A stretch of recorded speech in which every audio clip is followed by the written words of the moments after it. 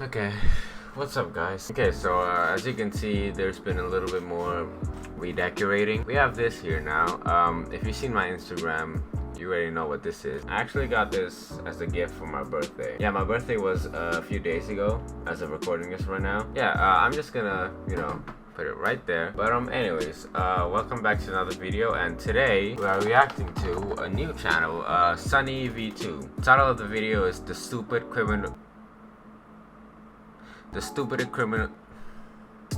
criminals of all time. I'll keep it at it. Okay, yeah, let's just get into it. In 2009, Matthew McNally and Joey Miller robbed a home in Iowa. Why are there using what is masks that? Wait. drawn onto their faces with permanent blood. So this is how we start.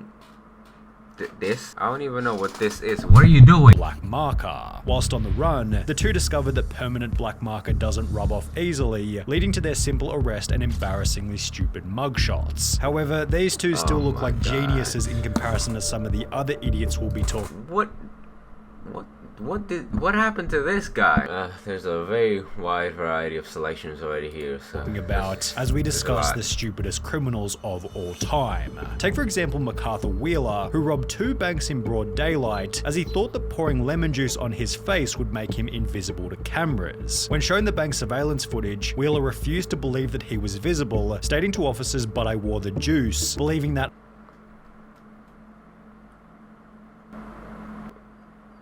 What? Okay, bro, my eyes hurt.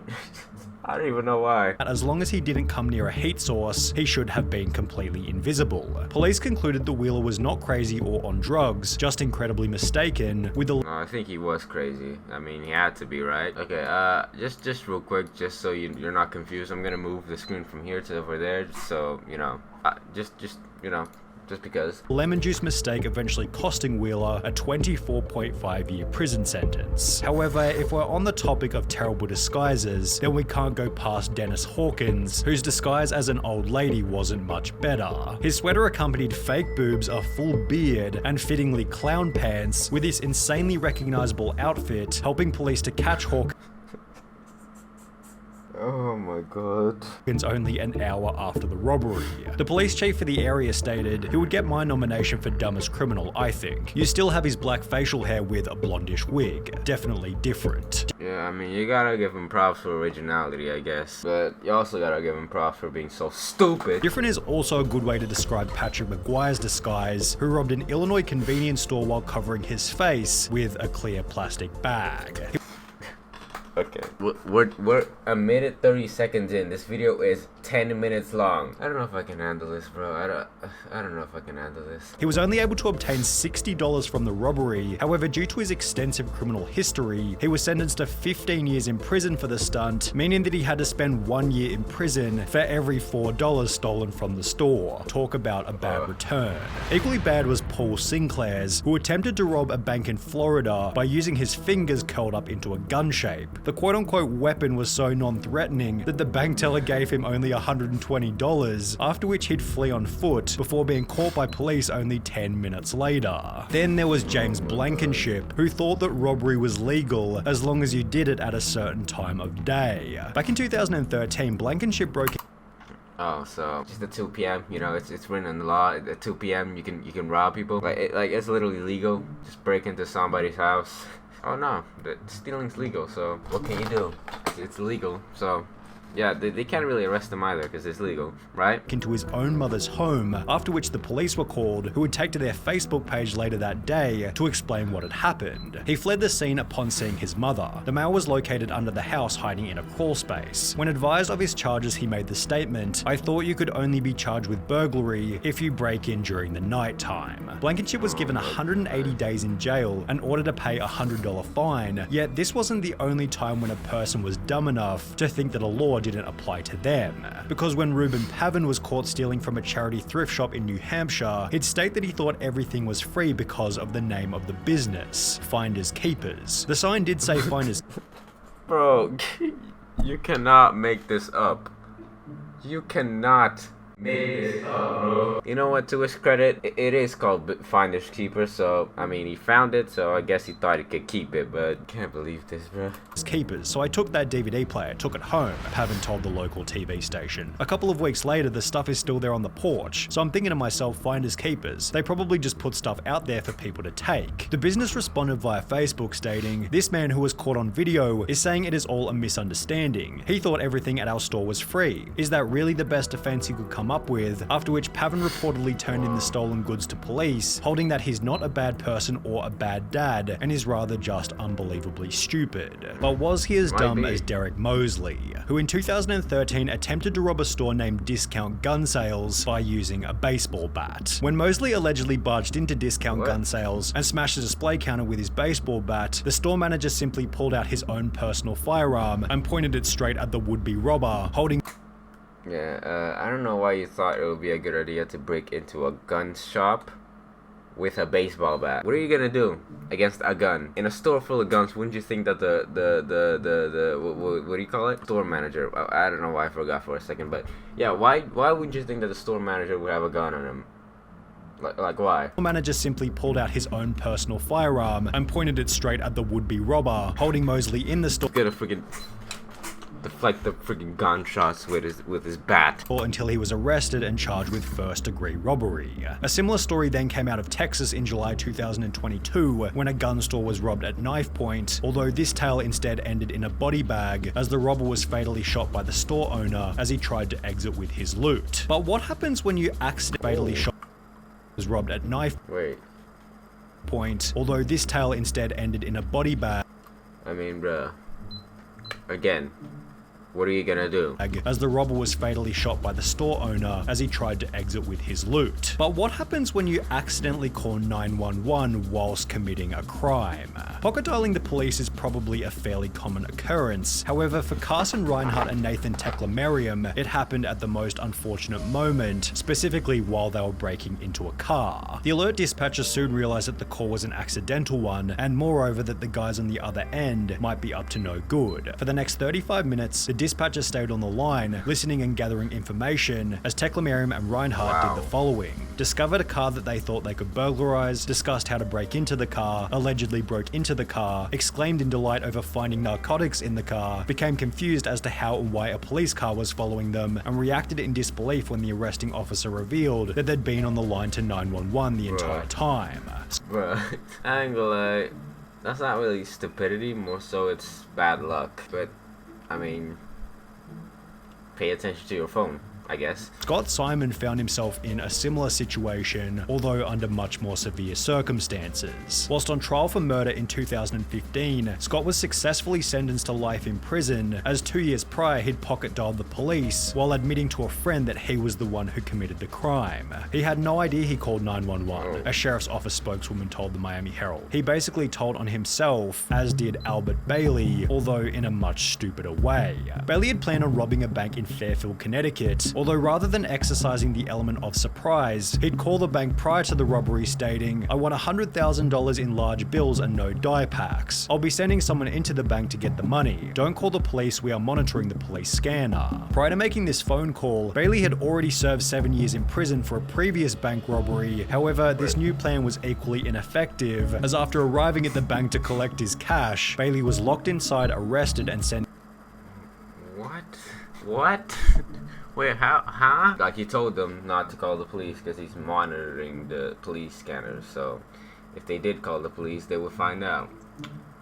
But what are you gonna do? Are you gonna stop the police officer even if you knew that the police were coming? You're not doing anything. Sentenced to another 9 years in prison. Although if he wanted to avoid this time behind bars, he could have had a chat with Tito and Amanda Watts. Oh wow. Yeah, they look stupid. Who got arrested in Florida for selling tickets to enter heaven at a price of $100. Tito Watts said in his police statement, "I don't care what the police say, price of $100. Who got arrested in Florida for selling tickets to enter heaven at a price of $100. Okay, I ain't gonna lie. Listen, they just selling it. right? But if anyone bought this, they are the ones that are stupid. They are selling something probably completely worthless, that like, is that just a piece of wood with that written on it? I mean, you know, everyone wants to take it to heaven, but I guess just be Christian. If you bought this, you should be on this list. Tito Watts said in his police statement, "I don't care what the police say. The tickets are solid gold. And it was Jesus who gave them to me behind the KFC and said to sell them so I could get me some money to go to outer space. You should arrest Jesus because he's the one who gave me the golden ticket." Sorry, but the words arrest and Jesus together just... That is so funny to me. I don't know why. And said to sell them. I'm willing to wear a wire and set Jesus up. The couple had apparently what? Earned over $10,000 from the stunt, meaning that they were able to find people even dumber than them, one of which might have been Ruben Zarate. While attempting to rob a muffler shop in 2008, there's one of them at least. Zarate was told that the shop couldn't access the money safe without their manager, who didn't begin his shift until later that afternoon. Instead of bailing on the robbery, Zarate instead gave them his phone number, asking them to give him a ring the next time the manager was in. They did in his shift, and Zarate was told that the shop couldn't access the... While attempting to rob a muffler shop in 2008, Zarate was told that the shop couldn't access the money safe without their manager, who didn't begin his shift until later that afternoon. Instead of bailing on the robbery, Zarate instead gave them his phone number, asking them to give him a ring the next time the manager was in. They did so later. I'm done. I'm so done, cause what? Bro basically just indirectly called the police on himself, intentionally. That afternoon, although after returning to the store, Zarate received no money and was instead met by police and charged with aggravated robbery. Then there was the man who gave the people he was robbing something even stupider. The unnamed robber walked into a London bank carrying a gun and a bag, which he'd take to the front desk before demanding £700,000 in cash from the bank worker. But after making his demands, the crook handed over his gun to the cashier instead of the bag. Investigating authorities stated... Hold up. My camera. Okay, there it is. The guess is that he is very into the cashier instead of the bag. Investigating authorities stated, the guess is that he is very inexperienced and panicked when he approached the cashier, handing over his gun instead of a bag by mistake.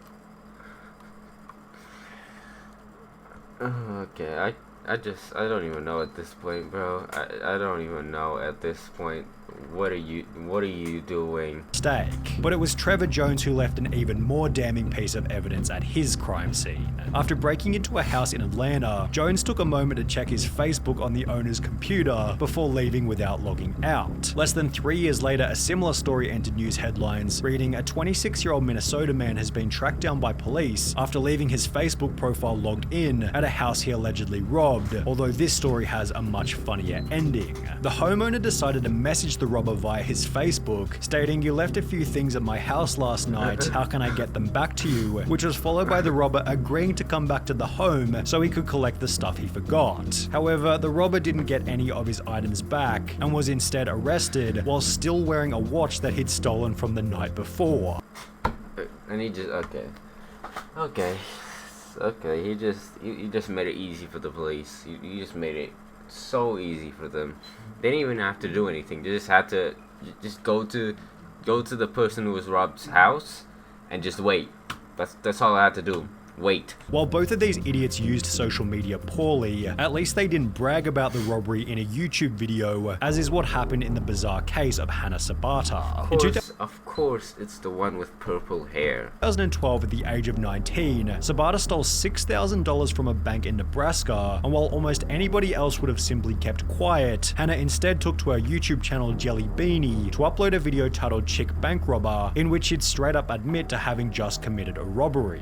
She'd then discuss her entire methodology for the crime while showing the money and the amount that had been stolen, before concluding the video by describing the vehicle she had used and that it had its license plates removed. This information eventually resulted in Hannah Sabata's arrest and She on something, bro. She on something, bro. Sentencing of 10 to 20 years prison, done so in a public courtroom filled to maximum capacity with people who had seen the video. Just 2 years prior to this, 21-year-old Frank Singleton was being released from Palm Beach County Jail, having just served time for a trespassing charge. The only issue was he didn't have a car to leave the jail, so he decided to steal one from the visitors' parking lot, yet the car he decided to steal was a manual and he could only drive auto. Singleton sat in the car looking like an idiot before being arrested and sentenced to a further 6 years in prison, telling deputies that he Guess that's the benefits of not having auto. Tried to take the car because he didn't feel like walking to his home about 6 miles away. And while you may be wow. Okay, wow. We sat here thinking that these criminals can't get any dumber, it's time to introduce 53-year-old Michael Anthony Fuller. While it's common knowledge that the US banknote doesn't go any higher than $100, Fuller had the genius idea to create a counterfeit $1 million note before trying to use it at his local... I've seen this. I've seen this. I think... I mean, to be fair to him, he put in work, you know, to give him credit. Some credit. His idea to create a counterfeit $1 million note before trying to use it at his local Walmart. He loaded his cart with a vacuum cleaner, a microwave, and various other items totaling $472 before handing the $1 million note to the cashier, expecting $999,528 in change. Needless to say, Walmart wasn't able to facilitate this, and instead store staff called police. Fuller was later charged with attempting to obtain property by false pretense and uttering a forged instrument.